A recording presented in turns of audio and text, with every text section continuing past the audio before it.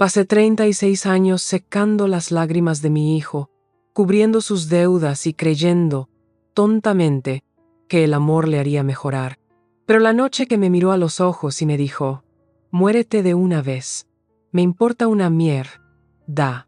Algo en mí se quebró, no en el dolor, no en la tristeza, en resolución. Así que me fui, tranquilamente, legalmente, permanentemente. ¿Y cuando vino a por mí con una demanda por daños emocionales? Bien, traje todos los recibos que pensó que había perdido y me aseguré de que el juez los viera todos. Antes de seguir adelante, suscríbete al canal y dale a la campana, y si tienes historias similares, compártelas en los comentarios. Empezó como la mayoría de las tardes. Acababa de volver del supermercado, con los brazos doloridos de levantar más peso del debido. El calor de Arizona se pegaba a mi espalda como una toalla mojada. Todavía llevaba puestas las zapatillas baratas, con las suelas desgastadas por el suelo de baldosas. Jason estaba tirado en el sofá, sin camiseta, con el mando en la mano. Algún caótico videojuego en la pantalla, una lata de cerveza abierta en la mesa auxiliar, otra en el suelo. Su novia, Stephanie, estaba en el pasillo, paseándose con los auriculares puestos y tarareando la canción de moda de la semana. Dejo las bolsas sobre la encimera. ¿Podrías darme una mano, Jason? Nada. Lo intenté de nuevo, más suave. Solo necesito ayuda para guardar algo de esto. Puso el juego en pausa, no para ayudar, sino para suspirar tan fuerte que el aire se agitó. Siempre haces lo mismo. ¿Hacer qué? Hacer algo grande de la nada. Son comestibles. ¿Quieres una medalla? Stephanie resopló detrás de él. No estaba segura de si lo decía en serio. Tomé aire. Estaría bien. Me cortó. Jesús, mamá, muérete ya. No me importa una mierda. El silencio que siguió fue ensordecedor. Incluso el zumbido del frigorífico parecía contener la respiración. Estefanía no dijo nada. Se limitó a soltar una risita nerviosa y volvió al teléfono. ¿Y yo? Me quedé allí de pie, con el recibo en una mano y una caja de pasta en la otra. No llorar, no gritar, solo de pie. El peso de 39 años se desplomó sobre mis hombros de golpe. Las rodillas raspadas las vendé, el alquiler que pagué, los coches que le presté, la fianza que cubrí, las comidas que cociné, el sueño que perdí. Y aún así, esto. Esa noche no dormí. Hice una maleta pequeña, solo lo imprescindible. Ropa, artículos de aseo, la foto de Jason y yo cuando tenía 5 años, el último año que aún me cogía de la mano sin inmutarse. Saqué lo que me quedaba de mis ahorros. No mucho, pero lo suficiente para ir a donde él no me siguiera. Me senté en el columpio del porche hasta las 4:30 de la madrugada, escuchando los grillos y el susurro ocasional del viento del desierto. Cuando el cielo se volvió gris, me fui. No dejó ninguna nota. No dejó comida en la nevera. Ni siquiera cerró la puerta del dormitorio. Acabo de salir. Porque no te quedas donde no te quieren. Y no suplicas amor a alguien que cree que tu muerte sería una conveniencia. La casa era mía. Jason nunca lo supo. Había estado a mi nombre desde el día en que su padre se fue. Supuso, como siempre hizo, que todo lo que yo tenía sería suyo algún día. Le había dejado pensar eso. Ese fue mi error. La primera semana me alojé en un motel de las afueras de Tucson, un lugar tranquilo con cortinas polvorientas y un aparato de aire acondicionado que traqueteaba. Cambié de número. Conseguí un apartado de correos. Compré un teléfono de prepago barato. No llamé a nadie. Sentí que una paz vacía se apoderaba de mí, como si saliera de un mal sueño y me diera cuenta de que el sol había estado saliendo todo el tiempo. Al 9º día, encontré una pequeña casa en una comunidad de jubilados. 2 dormitorios, un jardín y un porche que no crujía. He pagado todo. Jason no llamó hasta la 3ª semana, no porque me echara de menos. Pero como cortaron la electricidad, ¿mamá? Su voz era tensa. ¿Olvidaste pagar las facturas? No contesté. Lo intentó de nuevo. ¿Dónde demonios estás? Luego envió un mensaje. Esto no es gracioso, estás actuando como un loco. Luego envió un correo electrónico. ¿Quieres que pierda esta casa? ¿Acaso te importa alguien más que tú mismo? Entonces buzón de voz. Te juro que si no me devuelves la llamada, llamaré a un abogado. Nunca respondí. No me hacía falta, porque para entonces ya había hecho la única cosa que Jason nunca pensó que haría. Dejé de dar. A la semana siguiente recibí una carta de mi banco. Jason había intentado acceder a mi cuenta conjunta, de la que le había expulsado hace un año. Les dijo que estaba senil. Dijo que tenía problemas de memoria.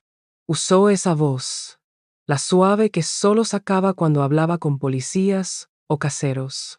La que él creía que sonaba a preocupación. El banco lo marcó. Cerré todas las cuentas. Se abrieron otras nuevas a nombre de un fideicomiso. No se menciona a Nora Richardson, madre del hombre que le dijo que muriera. Stephanie fue la siguiente. Un texto. Sé que no éramos íntimos, pero lo siento. No debería haber dicho eso. No te lo merecías. Entonces, si necesitas a alguien con quien hablar, puedo llamar. No respondí de inmediato, pero guardé su número. A veces las herramientas tienen formas extrañas. Empecé terapia en mi nueva ciudad. Una vez a la semana.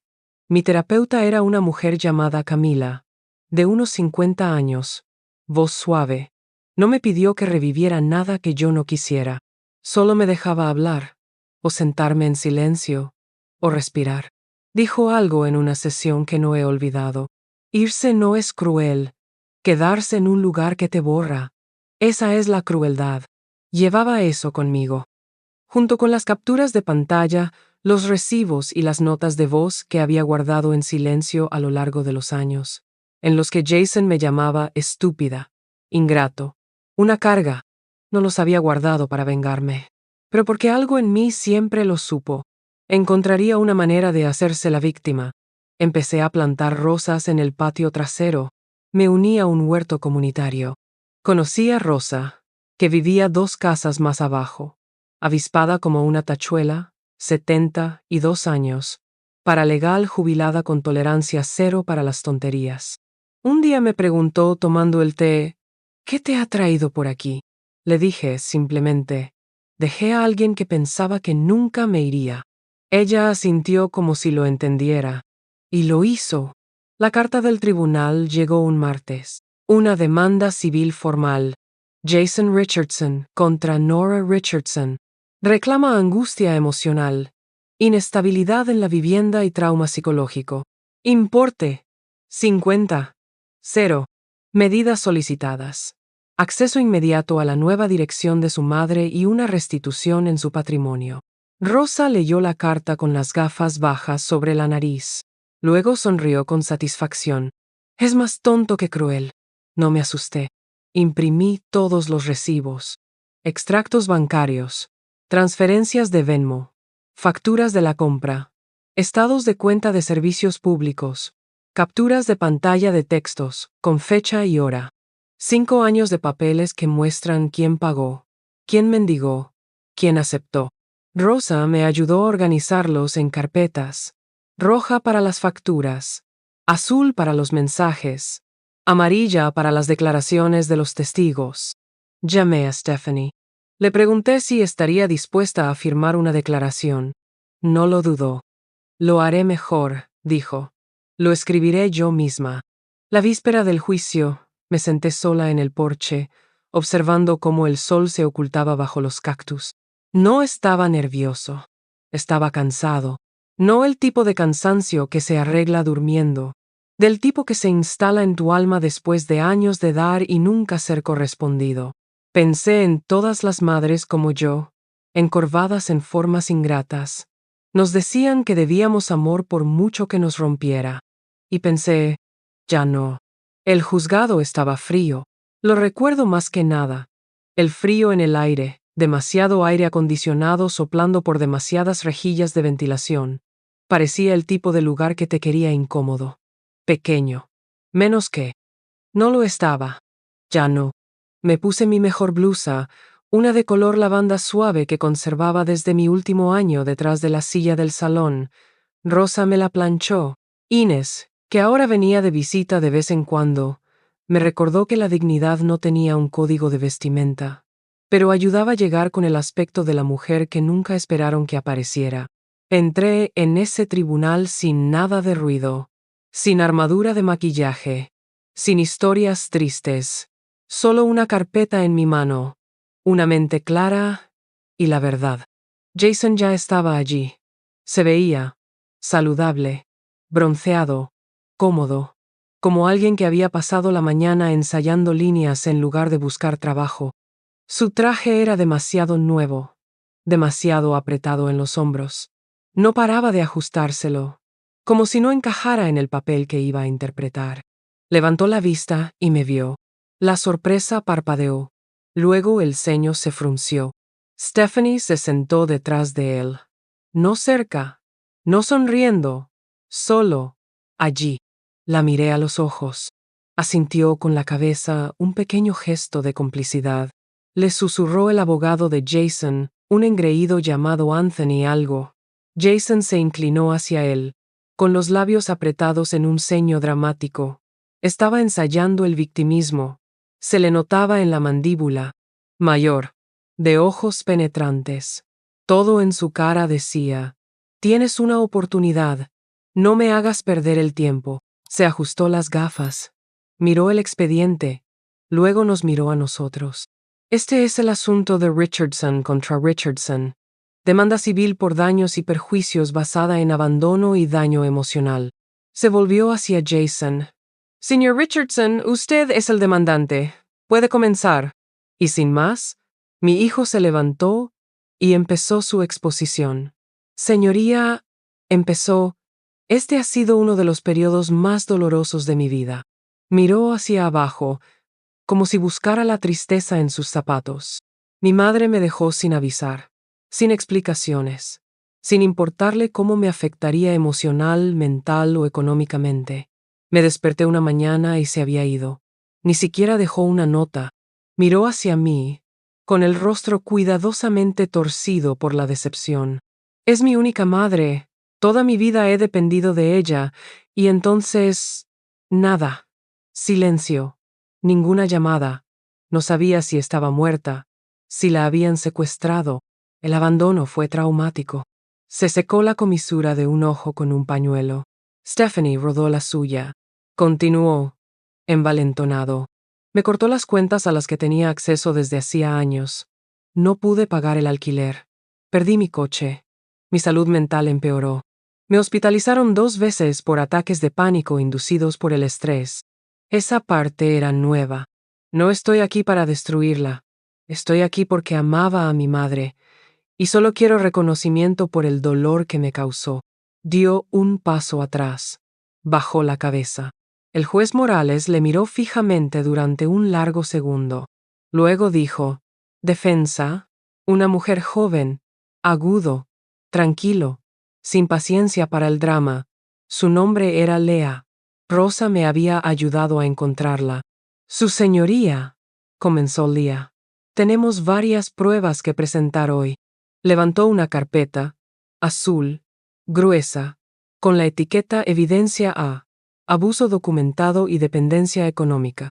Le pasó una copia al juez, y otro al lado de Jason. La cara de Jason se tensó. Dentro estaban extractos bancarios, más de $42 transferidos de mí a Jason en 5 años. Capturas de pantalla de textos.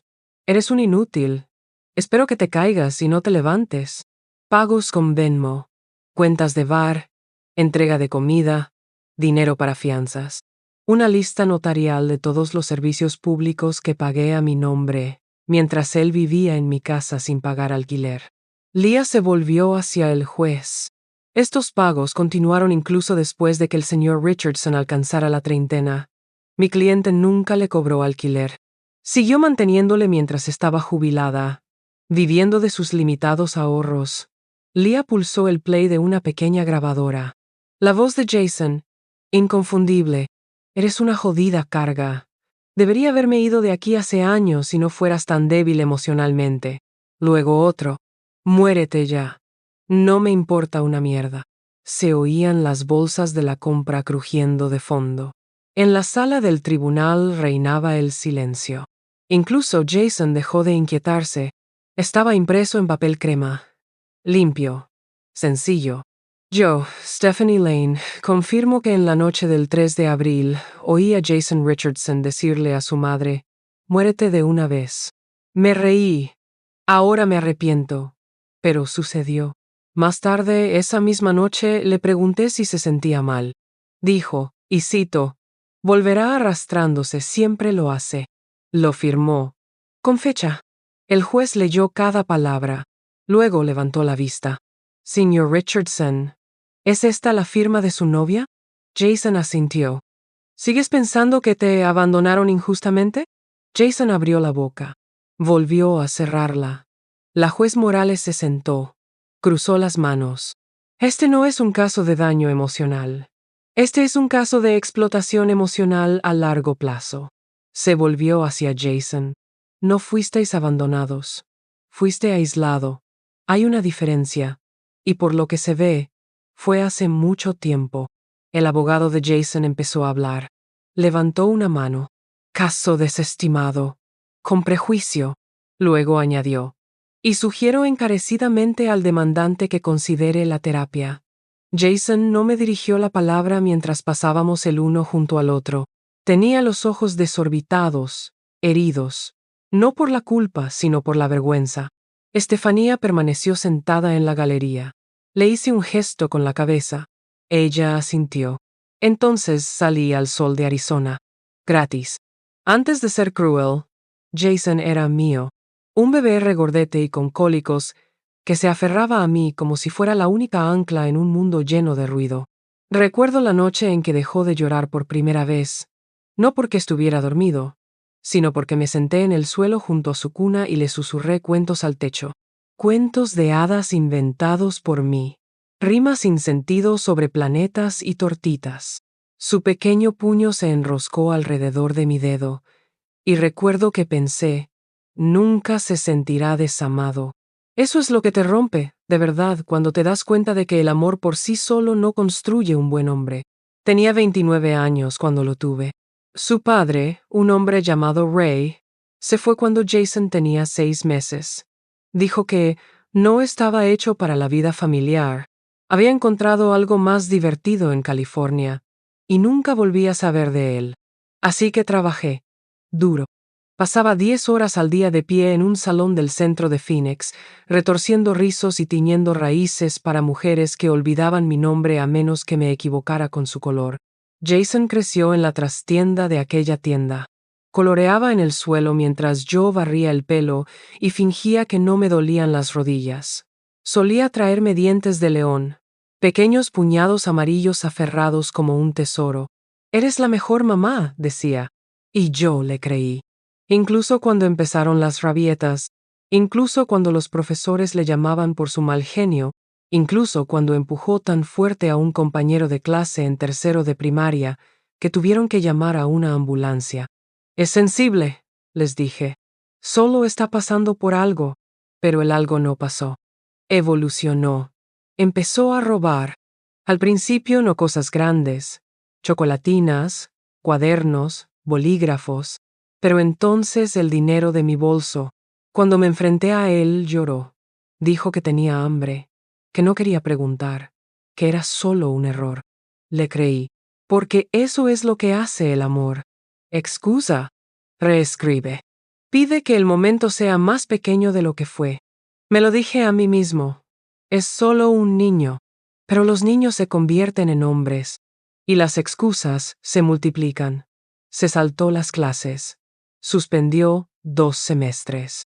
Me arrestaron a los 17 años por robar auriculares en una tienda. Drené la mitad de mis ahorros para pagar la multa.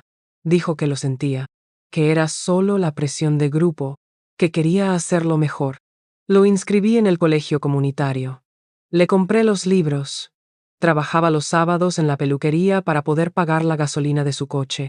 Abandonó los estudios 3 meses después. Dijo que los profesores eran idiotas, que no tenía ganas de levantarse para hacer trabajo. Me mordí la lengua. Me tragué mi decepción como si fuera una medicina fría. Estaba enfadado, siempre enfadado. Y pensé, tal vez soy yo. Algunos fueron amables, la mayoría no duraron. Una chica llamada Darla me llevó a un lado una vez. Dijo que Jason la asustaba. Dijo que gritaba cuando le preguntaba por el alquiler o los platos. Le dije que tuviera paciencia. Pensé que estaba exagerando. Ella lo dejó 2 semanas después. Me llamó una vez desde un número bloqueado. Dijo, vete mientras puedas. No sabía qué hacer con eso. ¿Cómo sale una madre de la maternidad? Ni siquiera estaba preparado para hacer esa pregunta. No literalmente, financieramente. Fue después de perder su tercer empleo. Había intentado trabajar en un almacén, luego en una empresa tecnológica que nunca le pagó y después conduciendo Uber hasta que le embargaron el coche. Dejé que se mudara de nuevo. Le di la habitación libre, lo último de mis ahorros y una copia de mi tarjeta corriente para que pudiera comprar lo que necesitara. Lo usaba para pedir comida para llevar y hierba. Decía que la comida que cocinaba era demasiado salada. Llamó a mi guiso comida de viejos. Una vez murmuró, no lo entenderías. Eres un fósil. Me reí nerviosamente. No lo hizo, porque en algún lugar de mi interior aún recordaba al niño con las manos pegajosas y los ojos muy abiertos. Pensé que aún podía llegar a él, que si aguantaba lo suficiente, lo bueno volvería. Pero la verdad era, se había enterado de quién era yo y hasta dónde podía empujarme. Y esa fue la única lección que se tomó en serio. Al principio fue educada. Llevaba demasiado perfume. Dijo, señora, como si le doliera. Pero sonreía y cocinaba de vez en cuando. Durante un tiempo, hizo que Jason pareciera más equilibrado, aunque solo fuera porque ofrecía un amortiguador. Pensé que tal vez, finalmente, se estaba asentando. Hasta la noche en que les oí pelearse en la cocina. Jason gritando por el alquiler. Stephanie preguntando cuánto había pagado ese mes. Jason diciendo, ella lo cubrirá. Siempre lo hace. Luego, más tranquilo. Ella es vieja. No tiene a dónde ir. Me temblaban las manos mientras lavaba los platos. Pero no dije nada. Una amabilidad a la vez. Un favor. Un límite tácito. Hasta que la mujer que una vez bailó al son de Aretha Franklin en el salón quedó enterrada bajo facturas impagadas y cáscaras de huevo. Hasta que dejé de poner música. Hasta que dejé de invitar a gente. Hasta que dejé de hablar si no me hablaban. E incluso entonces, me editaba a mí mismo. He acortado mis frases. Prefirió el silencio a la confrontación. Porque la idea de Jason enfurruñado, dando portazos, gritando a las paredes, me aterrorizaba más que no ser visto. Era la verdad finalmente dicha. La máscara deslizándose, pero lo que ardía no eran solo las palabras. Era el hecho de que los había visto venir durante años, y no había hecho nada. Lo que el juez Morales no oyó fue el sonido de una madre sentada sola en su coche por la noche, preguntándose cómo había criado a un chico que no se inmutaba ante la crueldad. Lo que el acta del juicio no muestra son las décadas en las que construí una vida en torno a su comodidad mientras la mía se deshacía en silencio. Lo que Jason nunca le dijo a nadie fue cuánto tiempo había estado desapareciendo antes de irme físicamente. Y cómo, cuando me alejé, ya no quedaba nada de mí a lo que aferrarme. Esa primera semana en la nueva casa me vi reflejada y apenas me reconocí. El hueco detrás de los ojos, los hombros curvados como un signo de interrogación, así que me puse más alto, incluso cuando dolía.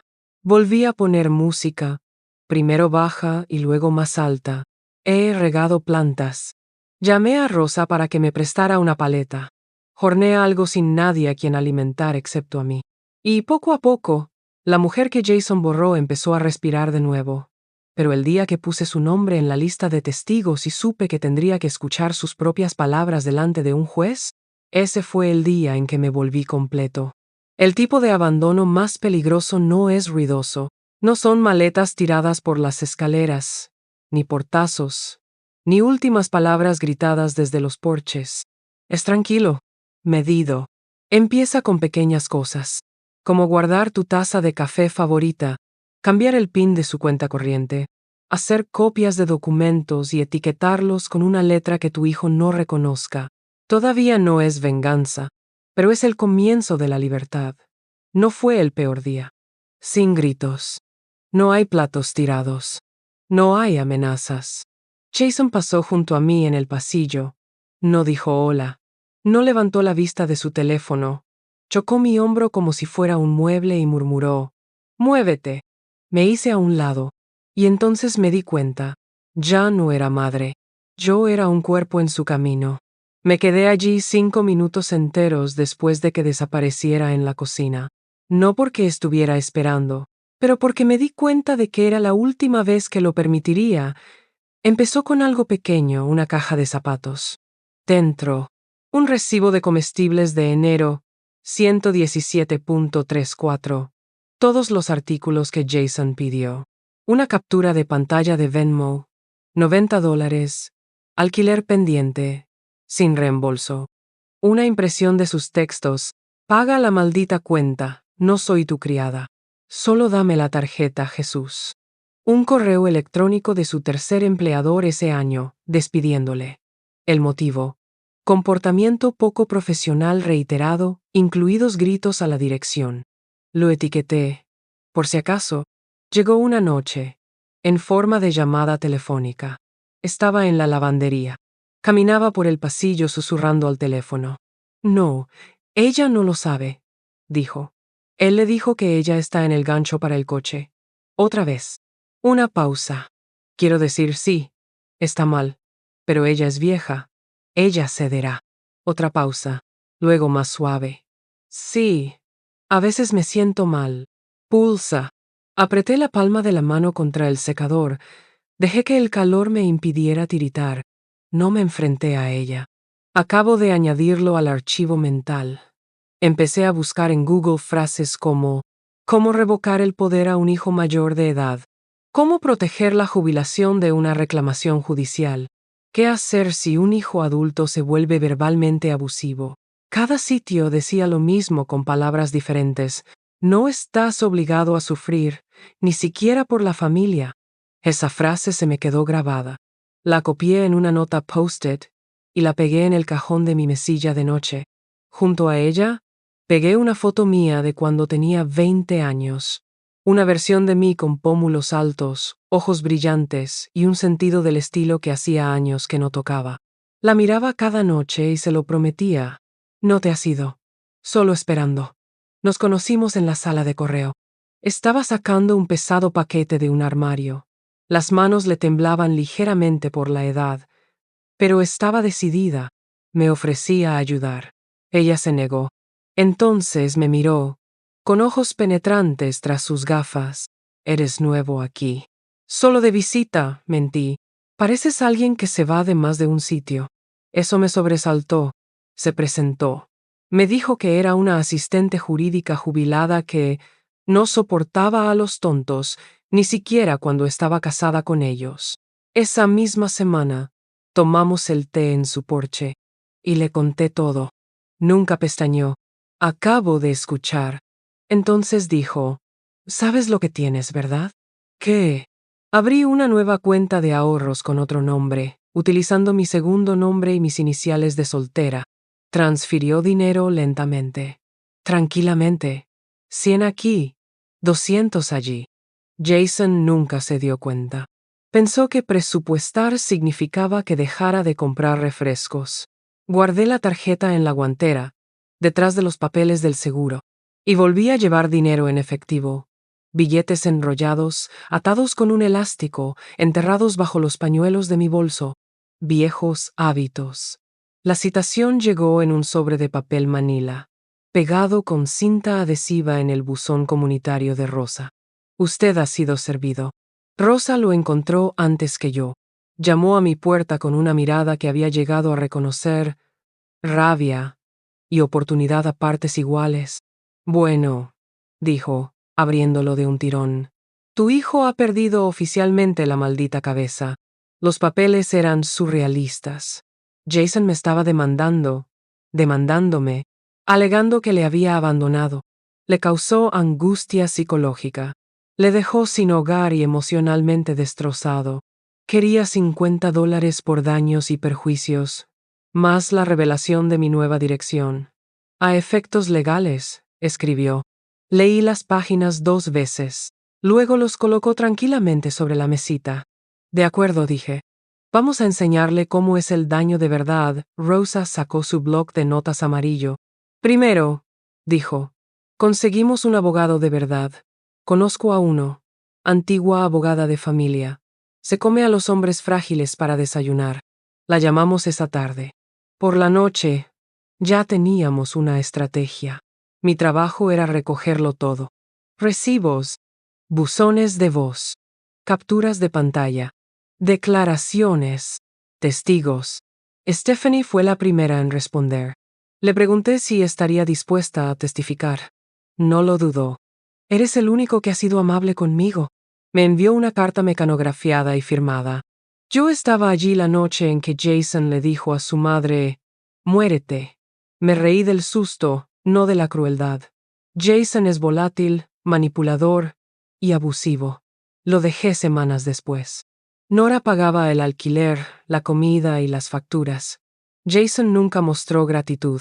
Espero que el tribunal vea a través de sus mentiras. Lloré por primera vez en meses. No por el dolor, pero para la validación. La cita con el tribunal llegó antes de lo esperado. Jason llevaba una americana prestada y una sonrisa burlona. Me vestí de azul marino y silencio. El juez Morales entró enérgicamente. Comencemos. Jason subió al estrado. Habló del abandono. Lloró por haber sido descartado. Dijo que yo era errático, inestable, que estaba preocupado por mi salud. Luego vino mi abogado. Se levantó con la confianza de quien ya ha ganado. Señoría, dijo, nos gustaría presentar la prueba A. La primera diapositiva mostraba un mensaje de texto. Jason, muérete de una puta vez. Luego un segundo. ¿Es solo una cartera con arrugas? El juez Morales enarcó una ceja. Prueba B. Capturas de pantalla de mis extractos bancarios. Repetidas transferencias a Jason. Alquiler. Servicios públicos. Comida. Prueba C. Una copia notariada de mi testamento fechado 3 años antes que demuestra que había planeado mis asuntos mucho antes de irme. Prueba D. La carta de Stephanie. Y por último, la prueba E. 3 mensajes de voz. La voz de Jason, arrastrada. Eres una carga. Tú no importas. Ojalá te hubiera sido. Cada uno de ellos sonó en aquella silenciosa sala como un martillo sobre el cristal. Jason se encogía con cada palabra. Cuando llegó mi turno, ni siquiera tuve que hablar. Mi abogado basó el caso en pruebas. Mi silencio gritaba más fuerte que cualquier testimonio. El juez Morales se inclinó hacia adelante. Señor Blake, le dijo a Jason, ¿es esta su firma en estos extractos bancarios? Jason asintió. ¿Niegas que estos son tus textos? Jason intentó murmurar algo. El juez no esperó. Entonces este tribunal no encuentra ninguna víctima aquí. Solo un manipulador que confundió la crueldad con el derecho. Caso desestimado. Demanda reconvencional denegada. Este disco reflejará la verdad. Mazo. Silencio. Alivio. Fuera del juzgado, Jason miró con odio. No habló. No se disculpó. No esperaba que lo hiciera. Algunos hijos se convierten en hombres. Algunos se convierten en advertencias. Decidí no volver a verle. Esa noche, Rosa trajo tarta. Acabas de sentar un precedente legal, dijo. Resiliencia emocional con glaseado. Nos reímos. Brindamos. A la libertad. A los límites. A todas las mujeres que se fueron cuando dejó de ser seguro. Y esa noche, abrí mi testamento. Tachó el nombre de Jason con tinta. La puerta del juzgado se cerró tras él como una sentencia. Jason no me miró mientras salía enfadado. No habló. No gritó. Desapareció en el pasillo, sus zapatos chirriando contra el linóleo como una última rabieta que resonaba por el pasillo. El juez Morales lo había dejado claro. La demanda, desestimada sin perjuicio. Las acusaciones, sin fundamento. Las pruebas, abrumadoras. Mi hijo, de mi propia sangre, había intentado demandarme por abandono, daños emocionales e inestabilidad en la vivienda. ¿Y ahora? Era solo un nombre en un registro público. Volví a la tranquilidad de mi nuevo hogar justo después de la puesta de sol. Las luces de los porches de los bungalows que bordean nuestro bloque ya brillaban cálidas. Alguien había dejado un bundt cake en mi escalera con una nota que decía: a la reina que aclaró las cosas. Rosa estaba en su porche, bebiendo vino. Levantó su copa hacia mí. No más lobos a tu puerta, dijo. Asentí con la cabeza. No más fingir que son cachorros tampoco. Sin sueños. Nada de rechinar los dientes. Sin listas en mi cabeza de facturas que pagar, nombres a los que llamar, comidas que preparar. Por una vez, no me desperté preguntándome quién necesitaba algo de mí. Me acabo de despertar. Entero. Me envió un mensaje. Siento haberme reído aquella noche. No sabía cómo reaccionar. Sé que no merezco perdón, pero creo que tú mereces paz. No respondí, no porque la odiara, sino porque ya no necesitaba nada de ella. Tenía mi verdad, mi jardín, mi nombre limpio. ¿Y ella? Ella tenía su propio viaje por delante. El nombre de Jason, que una vez figuró como mi único heredero, fue eliminado. En su lugar, un regalo a una organización sin ánimo de lucro que ayuda a las víctimas de malos tratos, una donación mensual a un refugio para mujeres en Phoenix, y una subvención personal a la asistencia jurídica comunitaria de Rosa, para que ninguna otra mujer como yo tuviera que comparecer desarmada ante un tribunal. Esa noche, miré el borrador final y susurré: ese es el legado que trató de robar. Horneo todos los domingos. Soy voluntaria en el club de jardinería. Doy largos paseos al amanecer con mi bastón golpeando suavemente la grava.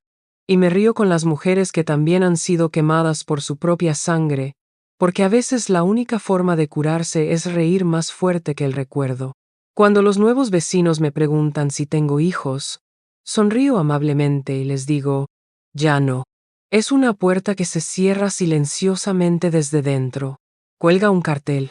Y alejarse para siempre, sin mirar atrás. Y eso al final fue suficiente. Suscríbete al canal y dale a la campana.